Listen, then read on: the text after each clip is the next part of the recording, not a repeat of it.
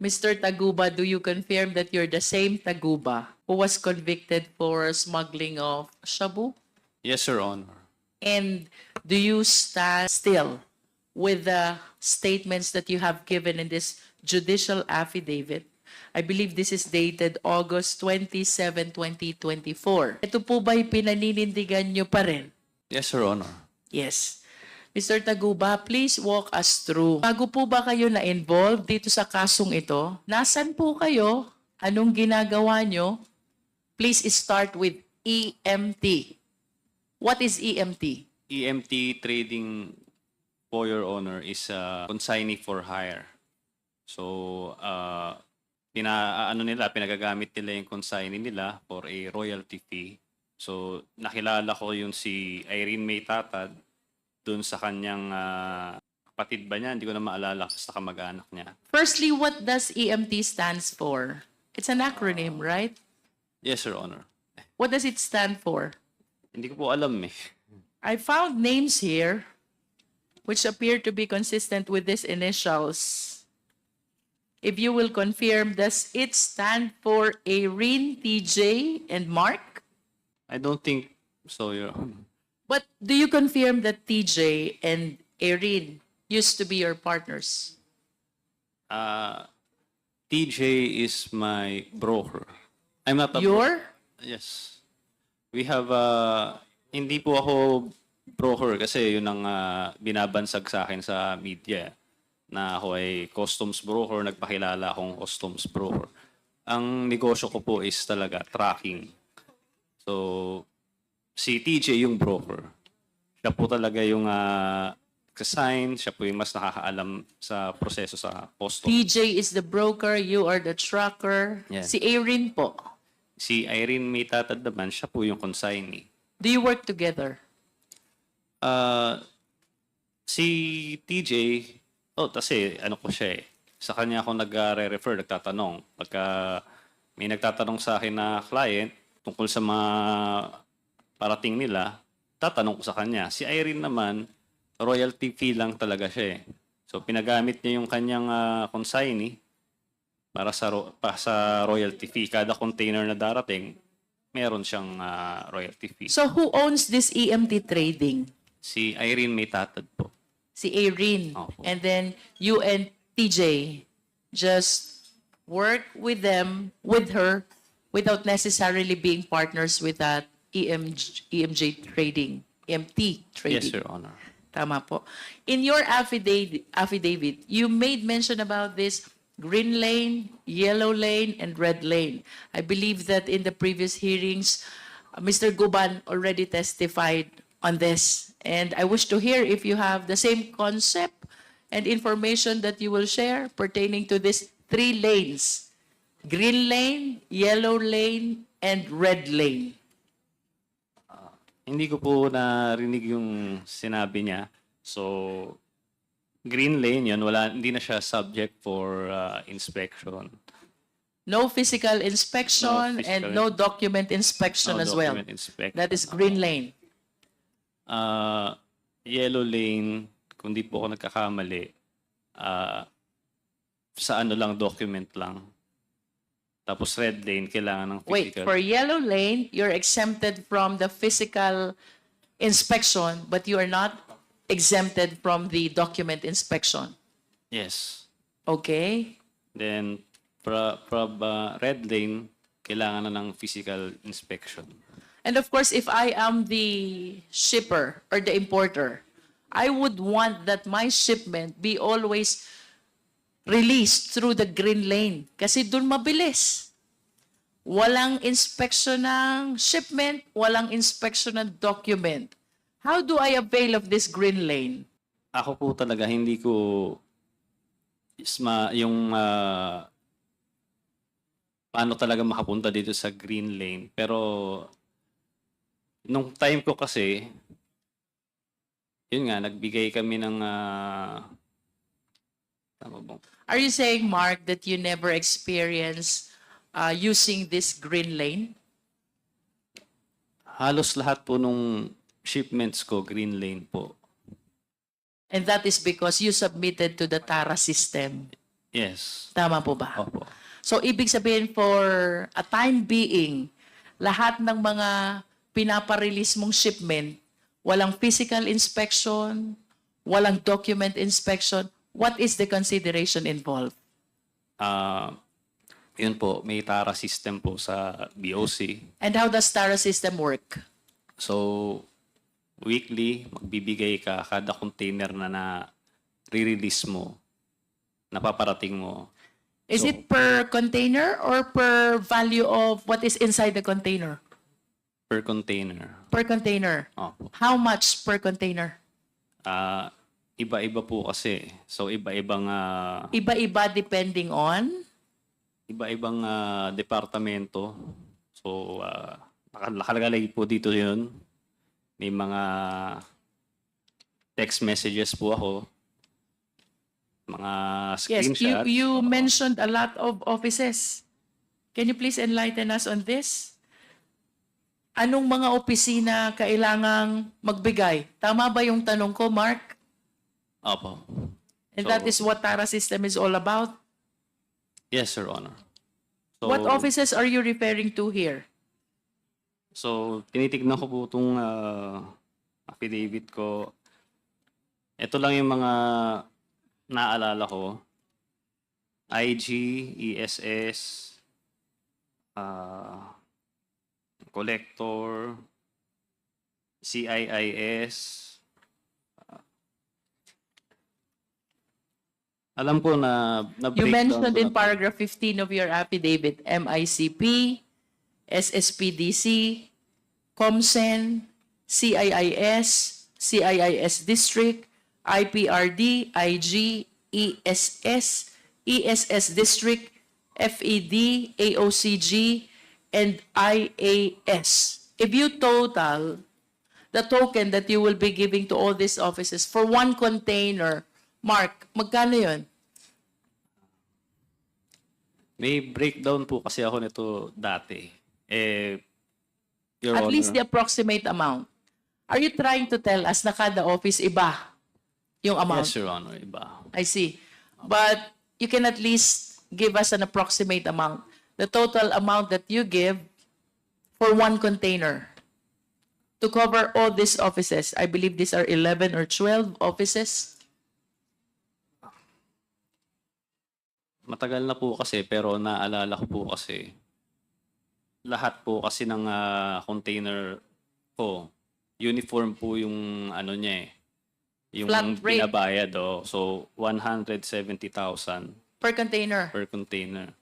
So kailangan ko pong kasi kagabi lang po yung ano eh, yung kagabi ko lang nalaman na pupunta ako dito. Nagulat po kasi ako. I understand. Hindi ako handa. Can you give us an approximate number of containers na napaparating mo in a month? Sa isang linggo, maabot ako ng 100 eh, Wow. na container. That's 1 week only? Opo. So, if 170,000 per container and you have 100 containers for 1 week, how much is that? 17 million? Mga ganun po. Hindi ko po pera yun. Hindi ko po pera yun. Kumbaga, Yeah, I know. nagpa-process lang naman ako eh. But So, that's how huge opo, ganun po yung pumapasok na the pera. amount that TARA system generate. Opo. Only for you to be able to avail of this green lane. Tama po ba? Opo. And I wish to emphasize that here you are, you're just one person facilitating the release. Yes, Sir Honor. Eh, mga ilan ho ba yung nagfa-facilitate ng release? Marami po kami. In a day, can you give us an approximate number? Ilan po yung nagfa-facilitate ng release? Alam ko po, nagbigay rin si Senator Lacson ng kanyang sariling flowchart. So, based doon, parang, basta sobrang dami namin, siguro mga 500 containers sa mga ganun niya. Ang nakikita ko, sa base sa kanyang, nilabas na report sa isang linggo. Parang, And of course, Mr. Taguba, you will agree with me if I would say that the Philippine government is losing a lot of money because of this green lane, because it deprives the government the opportunity to assess correctly the shipment or importation. Yes, Your Honor. Tama? Yes. Mr. Chair, I know that I have manifested this concern before during our, I believe, hearing on Dangerous Drugs Committee. But I wish to reiterate, Mr. Chair, that I believe it is high time we revisit the charter of the Bureau of Customs. You also mentioned in your affidavit that for quite some time, wala kang nare-receive na alert on your shipment. Tama? Yes, Your Honor. And I suppose that that is because of the TARA system to which you submitted yourself. Yes, Your Honor. However, after some time, biglang nakaka-receive ka na ng alert. Yes, Your Honor. In other words, nagkakaproblema yung release ng mga shipment mo. Yes, Your Honor. What did you do? Minsan, ang ginagawa lang nila yan para, kasi pagka may alert, pupunta ka sa kanila, aaregluhin mo. So parang form lang ng additional na bayad sa kanila. Additional SOP? Oo, Tama para ba lang yun? ma-release yung container. Parang lambing siguro, parang ganun yung lumalabas. Ang mahal Alert naman ka. nila lumambing. Oo. They will annotate something on your document to Opo. make sure that, you said that in your affidavit, they're leaving the number in your document to make sure that you call them. Yes, So Your you Honor. will be able to settle whatever requirement is being asked of you. Tama po ba? Yes, Your Honor. And then after some time, lalong tumindi yung problema mo. Tama? Yes, Your Honor. About facilitating the release of shipment. May kinausap kang tao. Sino itong mga taong ito? Ang una ko pong nakausap po dito si Jojo Bacud. Jojo Bacod. Opo, nagpakilala po siya na sa SSPDC. Tapos pinakilala niya ako dun sa Davao Group. Sila Tita Naning ha. Yan, sila Jack, sila Noel. Silang apat yung mga minute ko. Sinabi How many niya, times did you visit Davao City during the time that you're trying to seek help about the release of your shipment? isang beses lang po. Isang beses lang. And the purpose of you traveling to Davao City is what? Kasi pinapunta nila ako dun eh. For what Wala purpose? naman akong, sabi nila, kailangan ko raw magbigay ng tuition fee. Ganyan. Tuition fee. Yes. So, yun yung kanilang ginamit na word. Tuition fee. And what is the purpose of this tuition fee? Ayun, para ma-accept daw ako sa grupo nila. Tapos, every week, magbibigay ako sa kanila ng pera.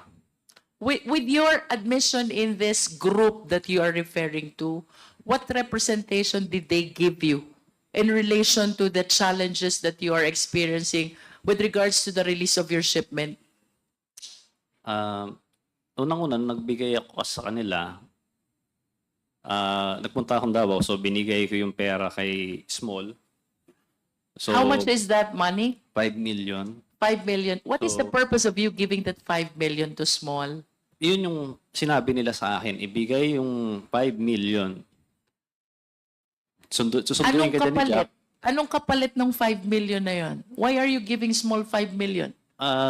Yun nga, para mapapasok na daw sa Davao Group, kasi kung hindi ka kasama sa kanila, i-alert nila yung mga containers mo. So, hindi ka makakapag-transaction sa Bureau of Customs. So, sa pagkakaintindi ko, lahat ng players ginawa yun. Kailangan By lahat ng players, are you referring to all people who are engaged in facilitating release of shipment? Yun ba ibig Oo, sabihin mo? yung po mga pinakita ni Senator Lacson noon, sila Kimberly, yan, sila Teves, yan, sila Manny Santos, yung mga players yan eh. So, yun yung ibig ko sabihin, kailangan nilang magbigay doon sa Davao Group. Yun yung pagkakaintindi ko. Kasi parang sila na yung bagong customs eh. Kailangan mo sa kailangan dumaan lahat eh. Ginawa kasi nila, binago uli nila yung sistema, nagkaroon ng command center. So, parang sila na lang yung pwedeng mag-alert. Nasaan po itong command center na binabanggit nyo? Sa customs po yun. Sa loob. Oo, ginawa nilang, sa, ano yun eh, nung time lang ni Fildon yun eh, ni Commissioner Fildon. Is Commissioner Feldon still here? So you were saying they established this command center right inside the Bureau of Custom, which has the control over alerting whichever shipment they want? Yes. Sila lang, pagkakaalala ko, sila lang yung nakakapag-alert na nun. By sila, who are you referring to? Yung command center, ComCen. And who are these people behind this command center, Mr. Taguba? Nakalimutan ko na yung... Na-invite din siya sa Senate Blue Ribbon Committee nun eh.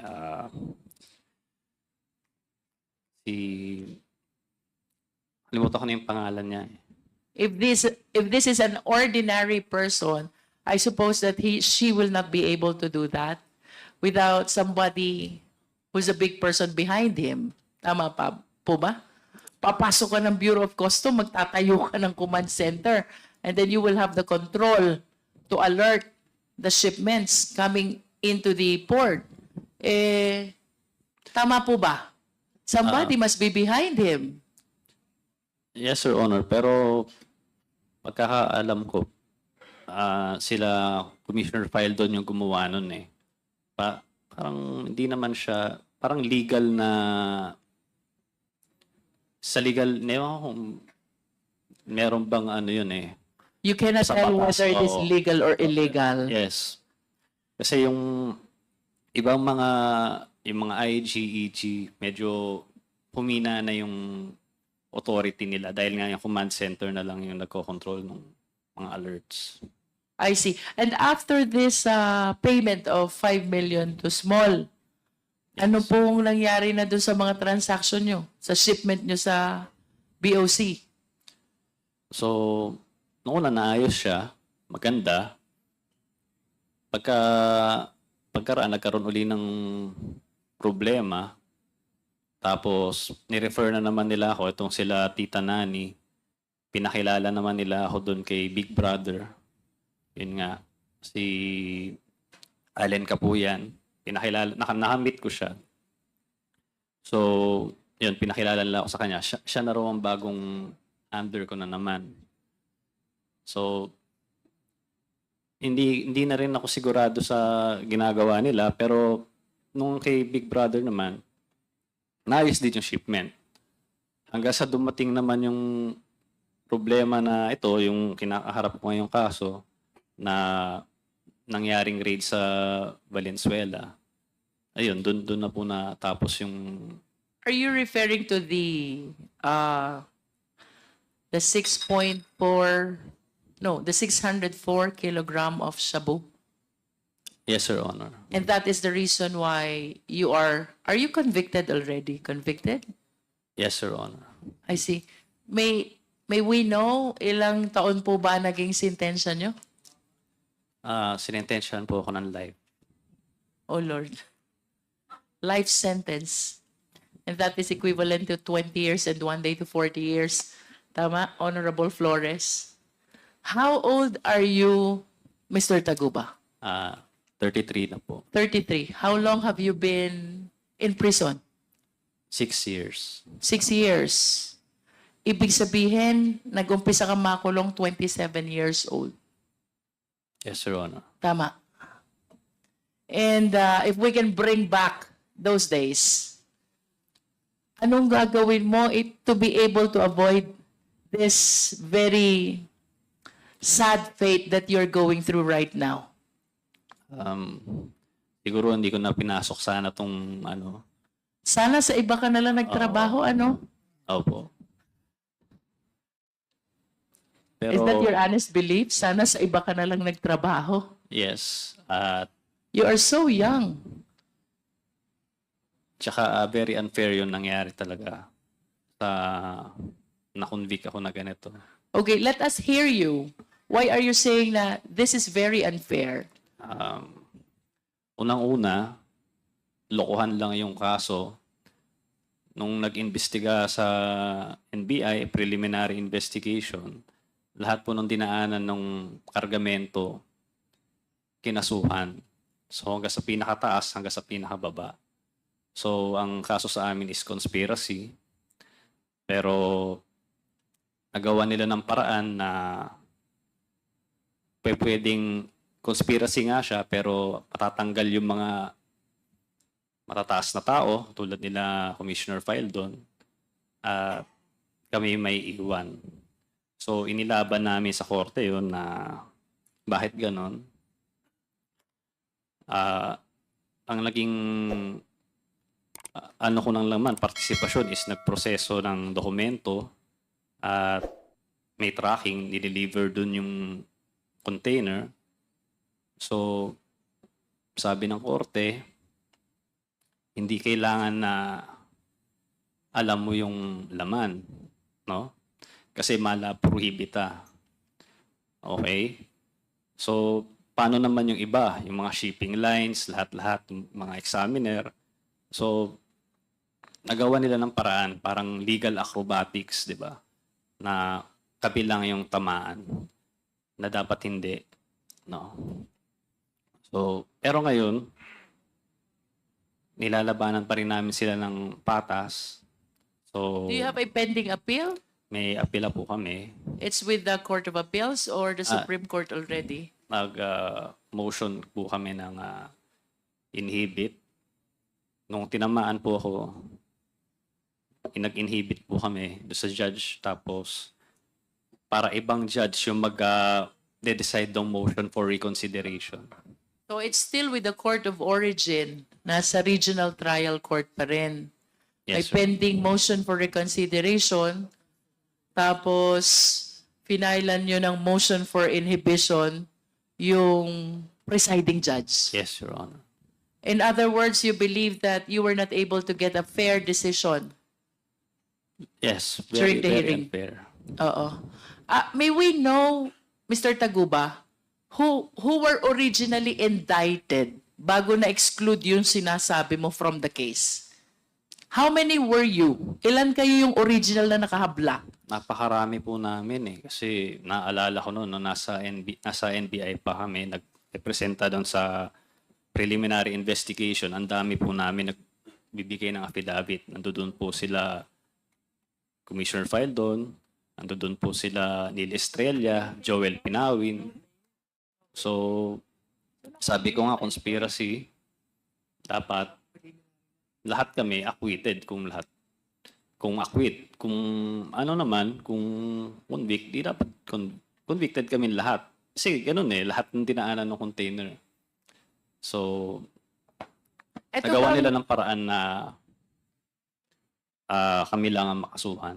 Mr. Taguba, ito bang sinasabi mo marami kami na hinabla? Were you represented by one lawyer only? Or you have different lawyers? Iba-ibang lawyer po. Iba-iba? Opo. Ibig sabihin yung defenses nyo, iba-iba din. Opo. Depende sa strategy ng mga lawyers na humawak sa inyo, no? Opo. And can you please name names of those who were included in the charge, the prominent ones? Sino po yung mga kilalang tao aside from Commissioner Fildon na nasama doon sa habla? Hindi ko na po maalala lahat pero si Commissioner Fildon yung pinaka tumatak sa akin noon. Tsaka sila Neil Estrella, tsaka si Joel Pinawin. These are all BOC officials? Yes, Your Honor. And upon conviction, sinong kasama mo na lang? Ako, si Irene, tsaka si Kenneth, tapos yung bodigero. So there were 4 of you Yes. who were convicted. Bodigero, the tracker, the broker, and the other one is the facilitator of your document. Kasama ba si Irene? Yes, Your Honor. And all the BOC officials were excluded from the charge. Yes, Your Honor.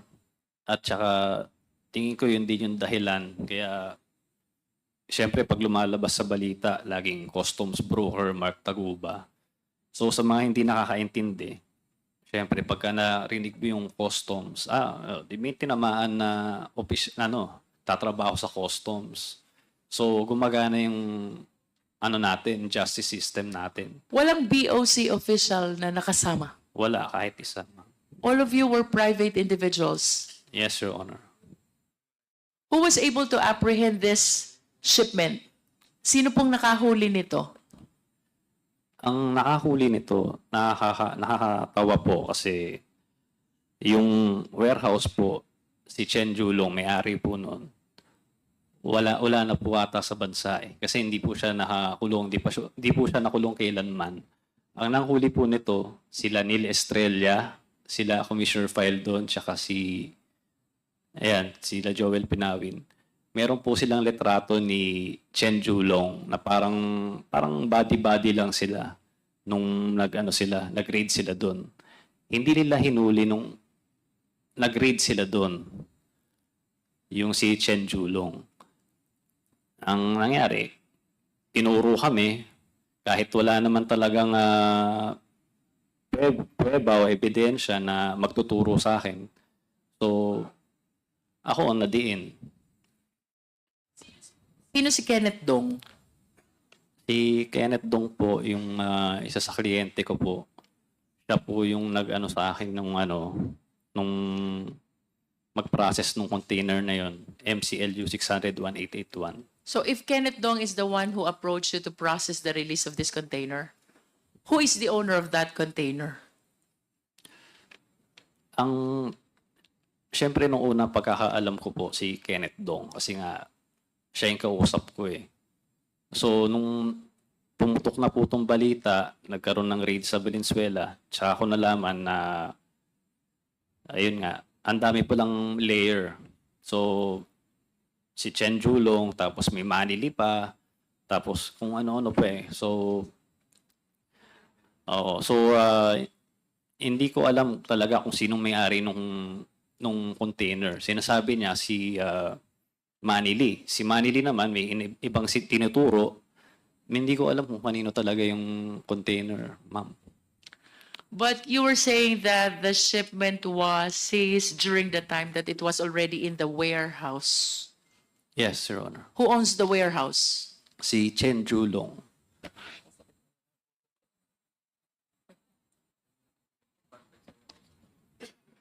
Mr. Taguba, you likewise mentioned in your affidavit Polong Duterte, Yes, Your Honor. you did, and Manscarpio. Yes, Your Honor. Can you please enlighten us? Why did you mention these two names in your affidavit? Actually, Your Honor, ang nagme-mention naman yan, yung mga personalidad na sinabi ko, sila Tita Nani and sila Jack, na ayun nga, si Pulong Duterte ang mag-aayos nung magbibigay ako ng pera sa kanila. Si Manscarpio, nababanggit din nila kasi pupunta rin sa BOC, nag-aayos din ng mga alerts. So, sa kanila po galing yan. Wala naman akong dahilan para itong mga taong to, sila Paulo Duterte at si Manscarpio. Nanggaling po yun kila Tita Nani sa Davao Group. Yung kay Small Abellera rin po, half-truth yung sinabi niya. Hindi niya sinabi na niya na nakita kami. Pero hindi niya sinabi na kinuha niya yung 5 milyon at yun, sabi niya, dinala niya kay Pulong. Hindi niya sinabi yun. So, sinabi lang niya, tinanggihan ako. Wala pong katotohanan yun eh. Kinuha niya yung pera eh. So, kaya nga nagkaroon ng green lane. Kaya nga, uniform lahat ng taxes eh. So, siguro naman hindi mangyayari yun kung hindi totoo. Wala rin naman po akong kakayahan. Hindi naman po ako nagtatrabaho sa BOC. Hindi ko naman alam po yung kung anong ginagawa nila dyan sa computer para mangyari yun. So, wala po akong kakayahan kung ako lang po. So, ang akin lang, nagbigay ako dahil gusto ko lang makapagtrabaho. Your personal appreciation, Mr. Taguba, who among those several indicted, ang naniniwala kang involved talaga dyan sa 604 kilogram of shabu contained in the metal cylinder. Do you believe that Commissioner Faeldon is involved? Wala po akong personal knowledge dun sa mga ganyan eh. Kasi ang In other words, to this state, wala kang alam kung sino talagang may-ari. wala po. Kasi nga po, yung pag-raid nila doon, kalokohan nga po eh. Ni-raid nila, kinuha nila yung na-seize nila yung shabu, pero wala po silang kinasuhan. Yung warehouse, yung may-ari ng warehouse, hanggang ngayon, wala. Ewan kung nasa na siya, nasa China na raw o ano. But do you know for a fact that there were shabu which were seized during the time? Yes, sinabi kasi nabalitaan ko sa TV. So, tapos biglang tumawag sa akin si Kenneth Dong. Sabi niya, oy, may mga na-seize na shabu doon daw sa container na pinrocess natin yung nanggaling. So, syempre, nagulat ako. Tapos, ayun, yun na doon nagsimula yung yung problema. Mr. Taguba, I can feel your agony, and if the owner of that shipment is listening to you, would you like to give a message to him? Oh.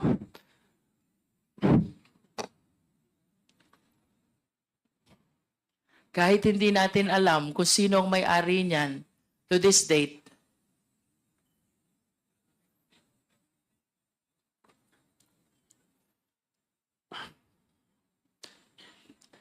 you lost already 6 years of your life. You're so young.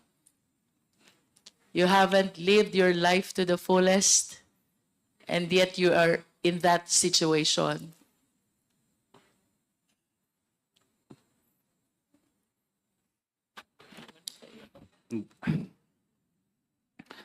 Napakahirap po talaga.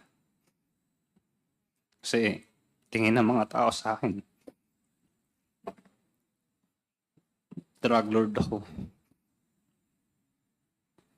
Nung unang punta ko sa RDC, tinanong ko sa akin ng mga gumagawa nun dun, kung pwede ba ako mag-supply sa kanila. Sabi ko, wala po talaga akong kinalaman dyan. Ang hirap mo.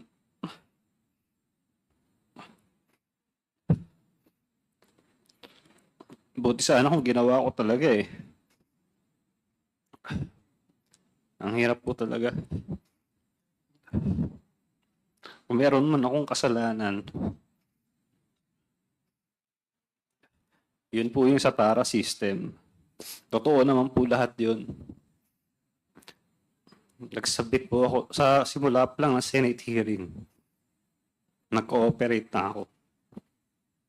Nag-request pa ako ng executive session. Binigyan pa ako ng Sergeant at Arms.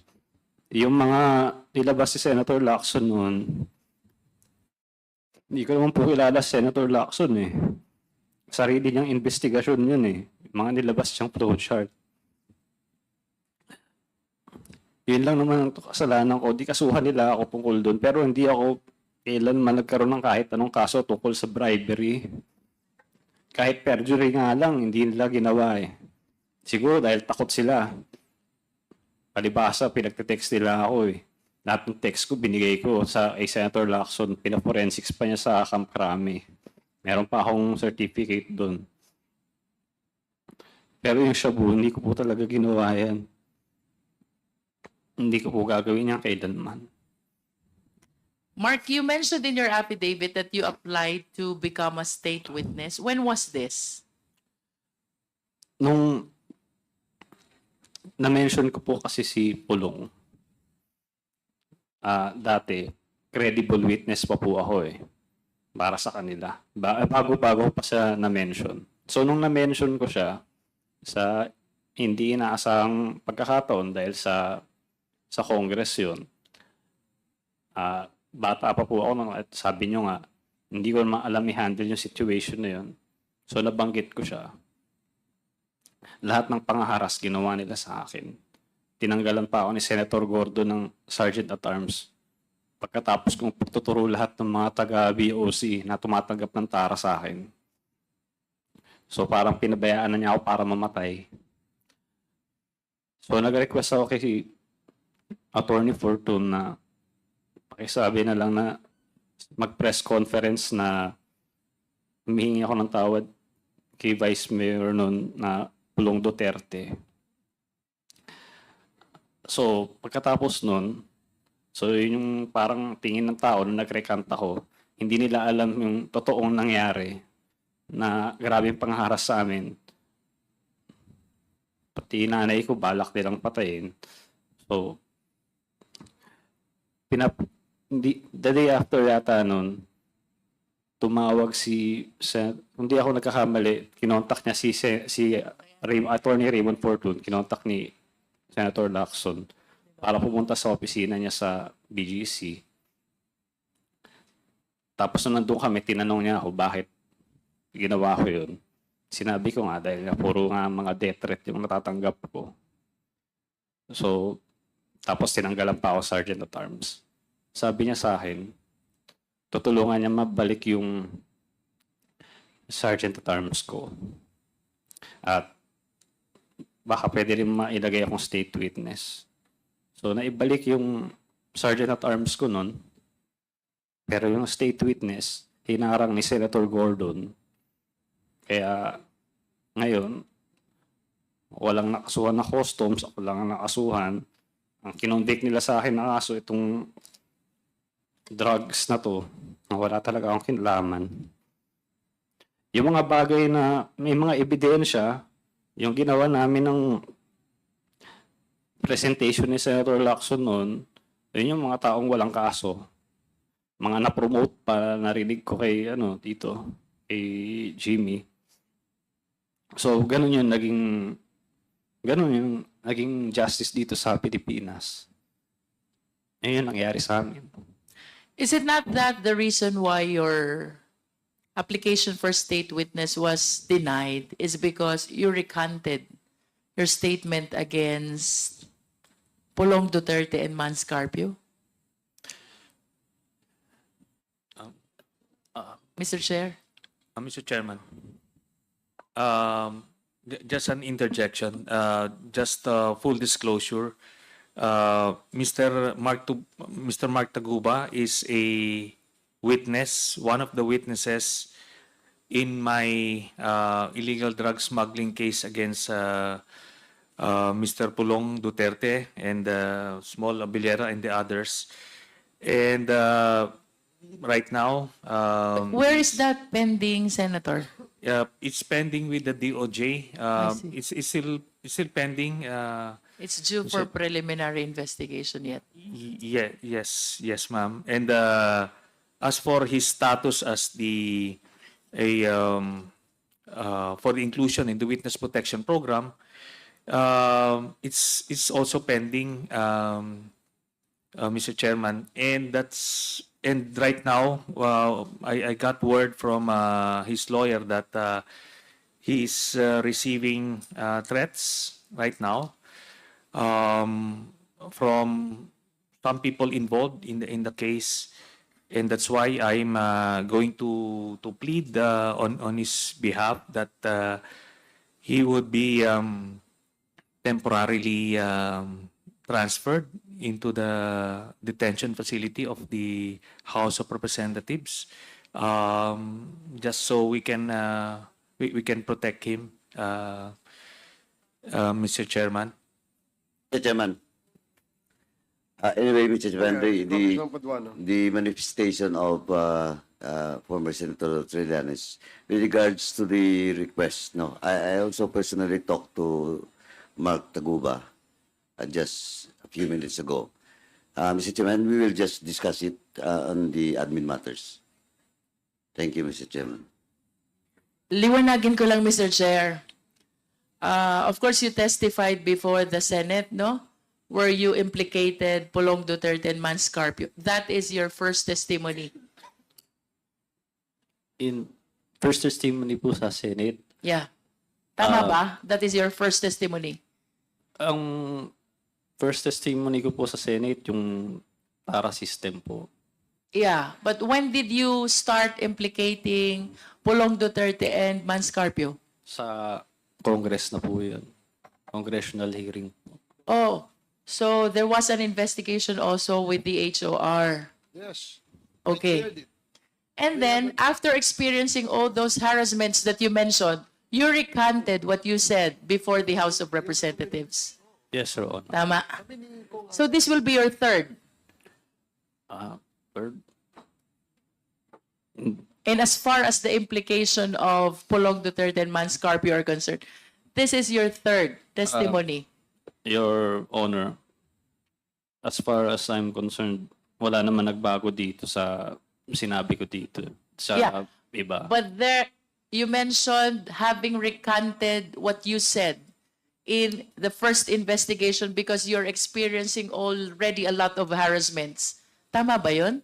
Rika, wala po akong nirecant sa affidavit ko na kila Pulong Duterte po In ba? other words, your testimony has been similar to this since the HOR investigation until your application as state witness was denied and Yes. up to this time that you're appearing before the Quad. Wala nagbabago. Wala pong nagbago, Your Honor. I understand. Mr. Chair, I have nothing further, Mr. Chair.